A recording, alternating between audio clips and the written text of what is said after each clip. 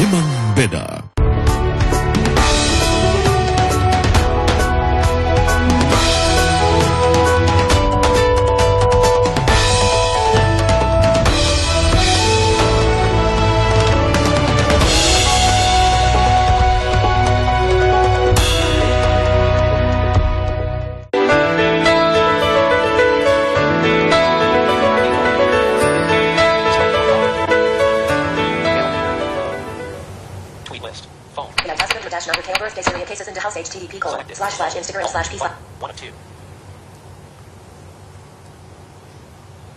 Halo?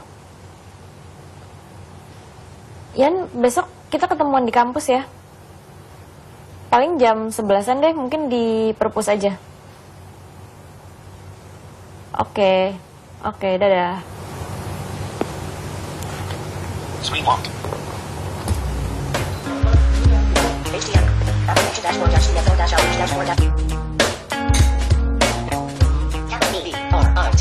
Sepintas tidak ada yang berbeda dengan gadis cantik ini. Semua dilakukan dengan normal dan biasa saja.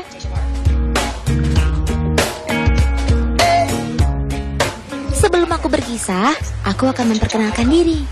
Aku adalah si telepon genggam. Dan aku akan bercerita tentang perjuangan seorang gadis tunanetra dalam mengejar cita-citanya untuk menjadi seorang konsultan hukum.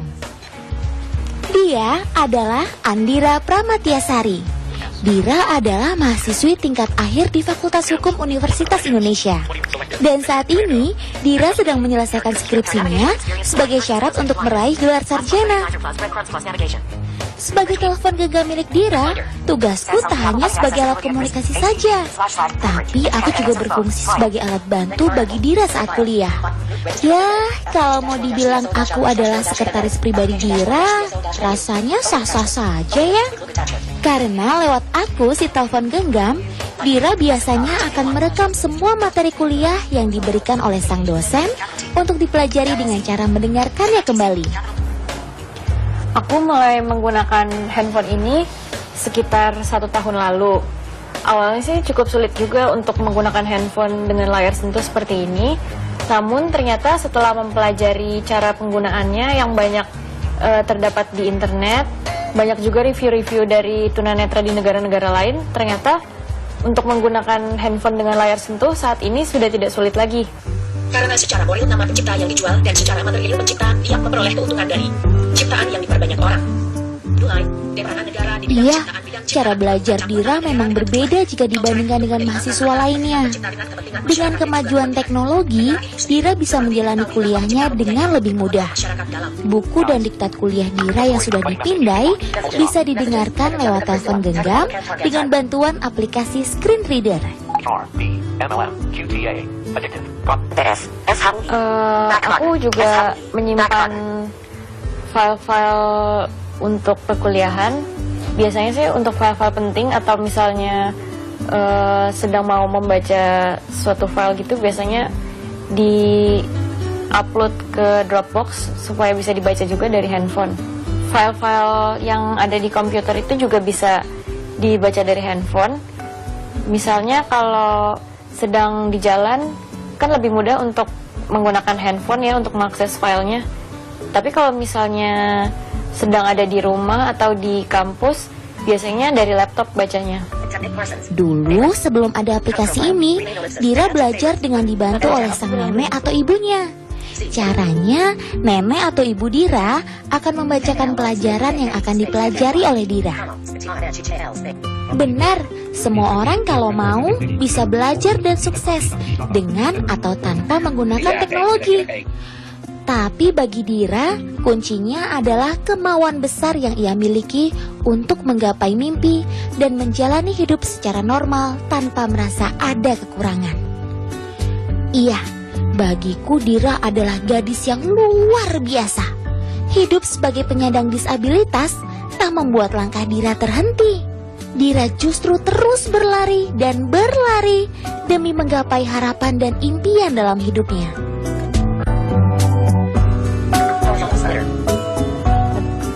Aku bangga pada Dira. Ia mampu membuat dirinya bersinar dan menunjukkan bahwa Dira bisa sejajar bahkan 1 langkah lebih maju dari yang lain.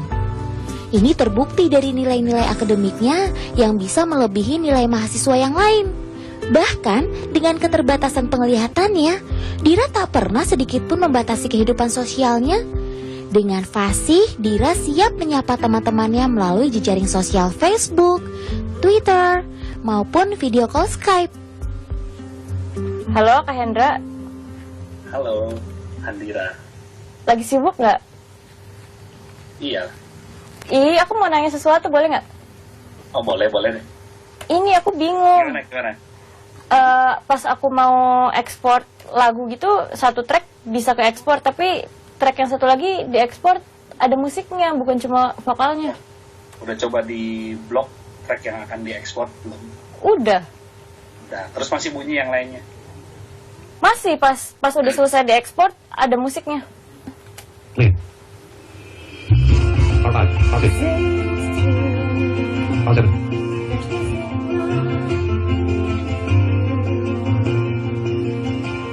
Stop. Double.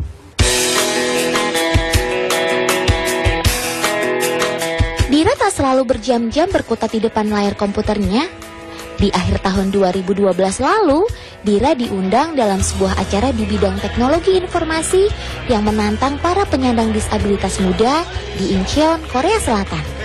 Hasilnya, Dira pun berhasil menyabet juara 3 tingkat dunia dalam konvensi tersebut.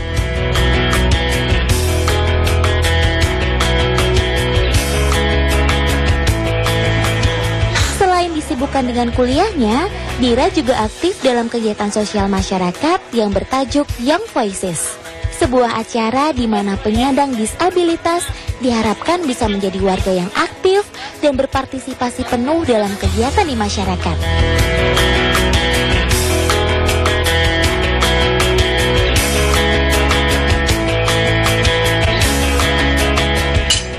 Iya, aku bangga pada Dira.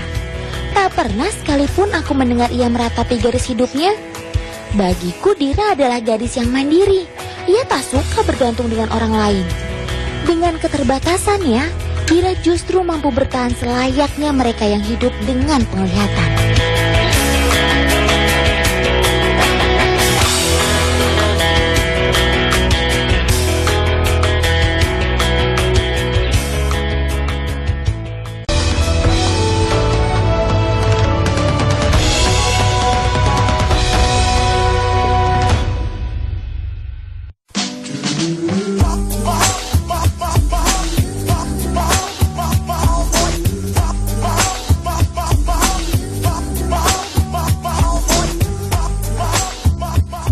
Saya sendiri sudah mengenal Andira sejak awal kami masuk kuliah.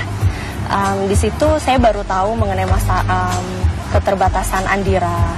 Dia berbeda dengan yang lainnya, dan ketika kuliah pun aku sering pergi kuliah bersama dia. Kami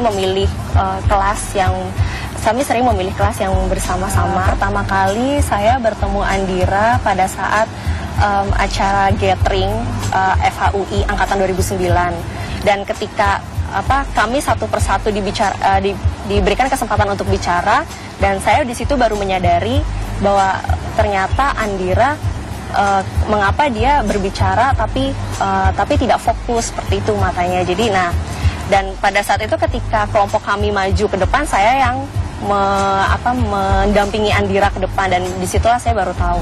Ya, saya itu di situ benar-benar cukup kaget ya, dan banggalah padanya. Panggil saja aku Dian. Aku adalah teman Andira. Dan saat ini kami sama-sama berstatus sebagai mahasiswa tingkat akhir di Fakultas Hukum Universitas Indonesia. Terus ganti topik lagi. Iya, di awal perkenalanku dengan Dira, aku memang belum tahu dengan kondisinya. Tapi itulah yang membuat Dira istimewa di mataku. Oh, gue lagi di perpus. Kesini dong. Kita juga lagi di perpus. Oh, kita kesana deh. Oke, dadah. Hai. Dari mana? Iya. Di sini juga sih. Oh, gimana?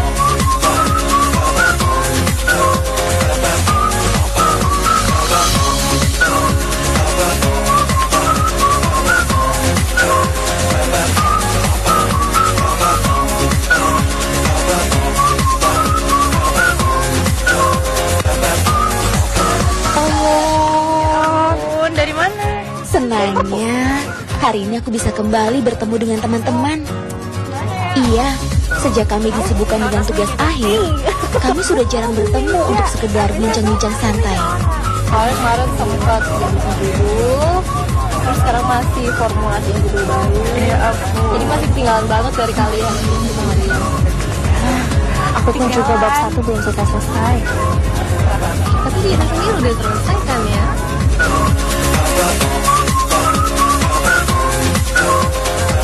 Iya, sosok Dira diam-diam memang telah menjadi inspirasi bagiku. Kegigihannya untuk meraih gelar sarjana telah memacu diriku untuk belajar dan berusaha lebih keras lagi. Oh iya, jangan bayangkan Dira sebagai mahasiswi yang minder dan tak punya pergaulan di kampus ya. Bagiku, Dira adalah teman yang menyenangkan. Di tengah keterbatasannya, Dira tampak percaya diri untuk tetap beraktivitas seperti aku dan teman-teman yang lain. Dalam pergaulan sehari-hari, Andira biasa, maksudnya kami pun juga menganggapnya biasa ya, karena kami di sini juga tidak terlalu mempermasalahkan keadaannya dia, dan dia pun juga tidak pernah mengeluh akan keadaannya. Yang membuat saya bangga pada Andira ya, keterbatasan yang dia miliki itu tidak mengekang dirinya untuk bisa terus maju gitu seperti orang lain. Dan memang pada kenyataannya ya saya akui dia memang memiliki kemampuan yang dia bisa melebihi lah teman-teman yang lainnya. Bisa dalam hal akademi dia juga pintar, dia dapat bahkan dia terkadang juga dia sering mendapatkan nilai yang baik lah, nilai yang lebih mungkin bisa dibandingkan dengan teman-teman yang lain. Iya, aku bangga mengenal sosok Dira. Bagiku di balik keterbatasan penglihatannya, Dira justru memiliki banyak kelebihan. Benar, aku bangga pada Dira. Lewat nilai-nilai akademiknya, ia bisa menunjukkan bahwa dirinya mampu bersaing dengan teman-teman yang lain.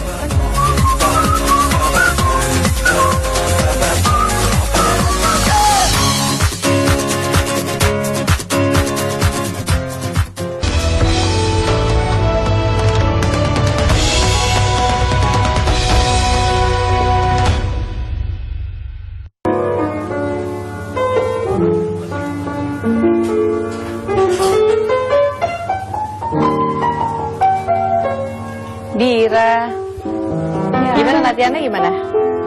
Udah lumayan. Capek. Mas Hendra, Dira gimana nih? Wah, progresnya? Mantap. Benar, Berbakat banget. berbakat ya? Tuh, Dir. Menyenangkan makanya deh. Oh, kalau maksudnya main pianonya atau apanya nih? Aduh, main piano stres. Main pianonya. Oh, wah berhasil dong ya. Ya gini deh, Dira selain suka ngotak-ngatik gadgetnya, dia suka IT, dia suka musik juga, yang diajarinnya sama Mas Hendra ini dari Bandung ya Mas Hendra ya. Betul. Mas Hendra ini yang ngajarin Dira nyanyi, terus pitch control ya pitch controlnya jadi tepat gitu.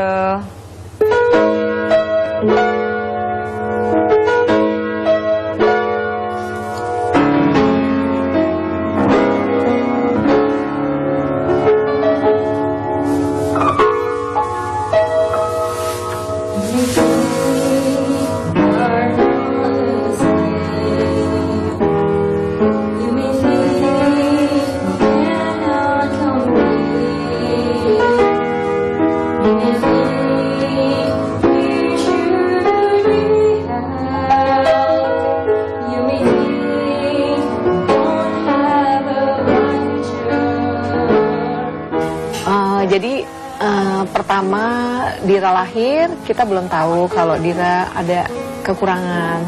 Setelah kurang lebih 3 bulan ya, 6 bulan, kita baru tahu kalau Dira itu ada masalah di matanya.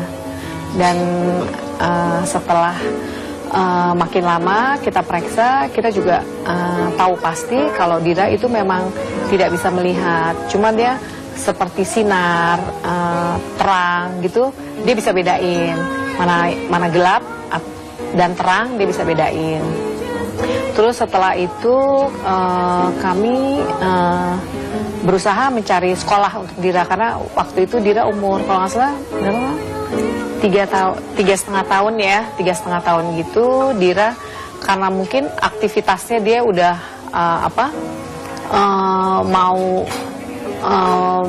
kalau main aja dia udah bosen gitu ya. Jadi kita sepakat untuk menyekolahkan Dira. Namaku Dewi Trianti. Aku adalah ibu dari Andira.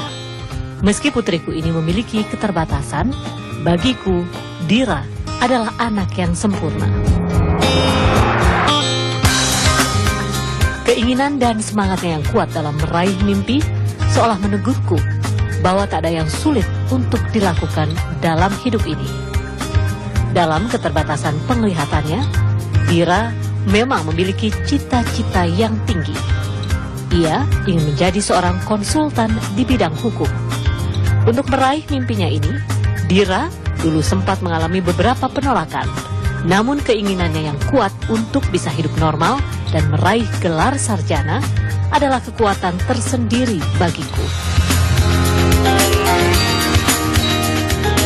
Ya, apapun akan kulakukan demi Dira anakku.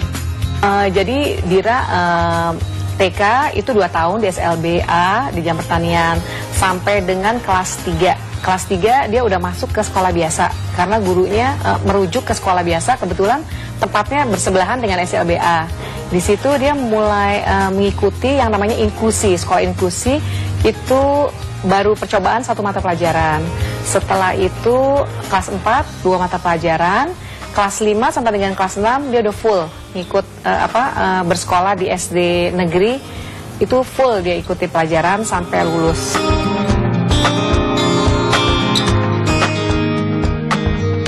Ya, aku bangga pada Dira. Anak tunggalku ini memang berkemauan sangat keras, tak ada yang bisa menghalanginya untuk bisa hidup normal. Itu juga yang menjadi alasan kenapa aku tidak pernah memperlakukannya secara berbeda. Kita ketemu dengan kendala tuh waktu SMP.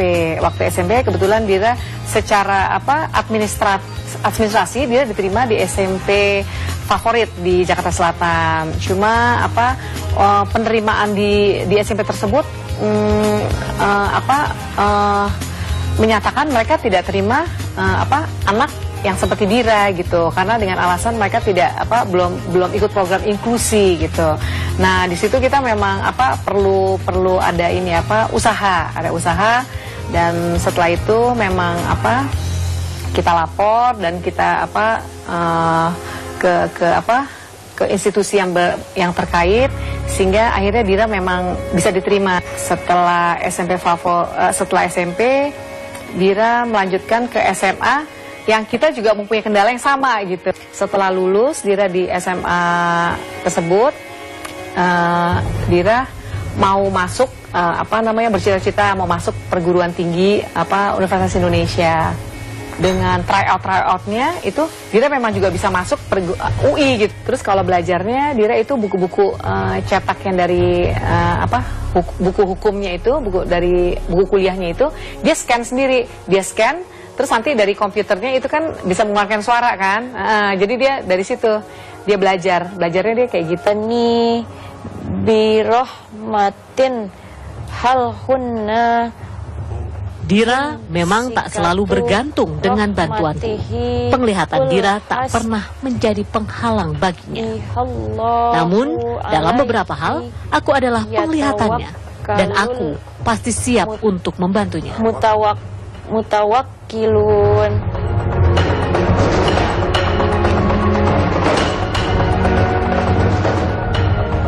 Ya, aku bangga telah melahirkan seorang Andira Pramastiasari. Perjalanan hidup Dira yang luar biasa telah membantuku memahami akan arti sebuah perjuangan. Benar, aku bangga pada bidadariku ini. Dalam kegelapan, cahaya hidup Dira telah menjadi penerang bagiku dan orang lain.